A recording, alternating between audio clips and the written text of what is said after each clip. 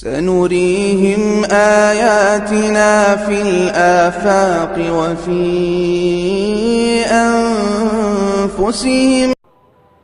magaciisu waa Professor Keith Moore waxa uu dhashay dalka Canada waxa uu ku takhasusay culuumta uurku jirta waxa uu ka mid yahay 7 caalim ee dunidan ugu aqoonta badan cilmiga embryology-ga ama uurjiifta.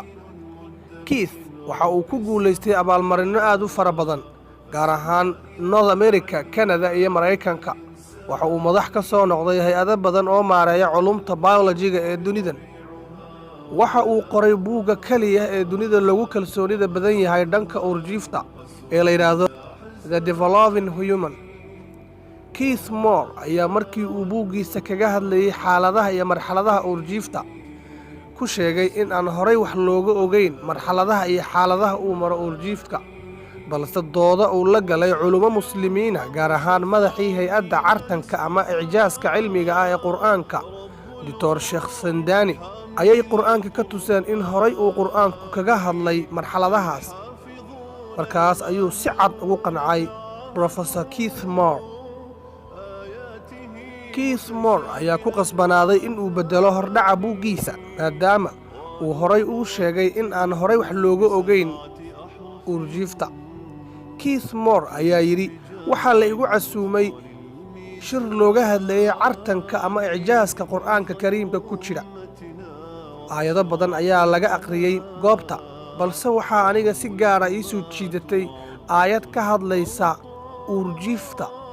ثم خلقنا النطفة علقة فخلقنا العلقة مضغة فخلقنا المضغة عظاما فكسونا العظام لحما ثم أنشأناه خلقا آخر فتبارك الله أحسن الخالقين. iyadoo waliba aayadaasi ay magacyo iyo marxalado u kala yeelayso oo aan inagu u garanayn. aayadaas markii aan maqlay qalbigayga ayaa isbedelay. waan la yaabay Qur'aanka. waa wax aan maskax qofeed ku fakari karin. halkaas ayaan ka ogaaday in Qur'aanku uu yahay wax mucjiso ah.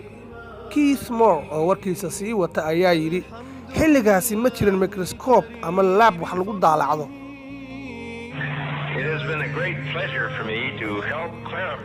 waxaa farxad ii ah in aan caddeeyo warbixinno ka hadlaya sida uu Qur'aanku uga hadlay horumarka uurjiifka.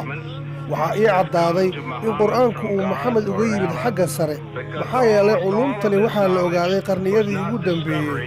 taasi waxay caddaynaysaa inuu Maxamed ahaa rasuulkii Ilaahay.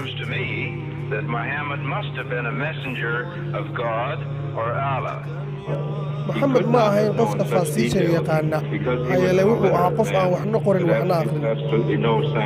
halkaas waxaa ku islaamay 37 caalim oo u dhalatay waddanka Ruushka markii ay la yaabeen Qur'aanka iyo aayadihii icjaaska ahaa ee ka hadlayay koonka iyo abuurka aadanaha. Keith Moore ayaa yiri waxyaabaha Qur'aanka Kariimka uu cabirayo waa wax aan caadi ahayn marka la fiiriyo jiniinka ama uurjiifta. Qur'aanku wuxuu soo koobayaa wax walba. Qur'aanku wuxuu ku tusinayaa in waxani ay yihiin hadalka Ilaahay iyo in Nabi Maxamed uu yahay rasuulkii Alle. waxa la yiri muslim miyaa tahay markaas ayuu yiri maya balse waxa aan qirayaa in Qur'aanku uu yahay hadalka Ilaahay Nabi Maxamedna uu yahay rasuul Ilaahay uu soo diray. markaas ayaa lagu yiri haddaba waxa tahay muslim. markaas ayuu Keith Moore yiri anigu waxa haystaa cadaadis xagga bulshada ah. sidaas darteed hala yaabanina maalin maalmaha kamid haddaad maqashaan Keith Moore ayaa islaamka soo galay. shirkii labaad ayuuna ku shaaciyay inuu islaamka ku soo biiray.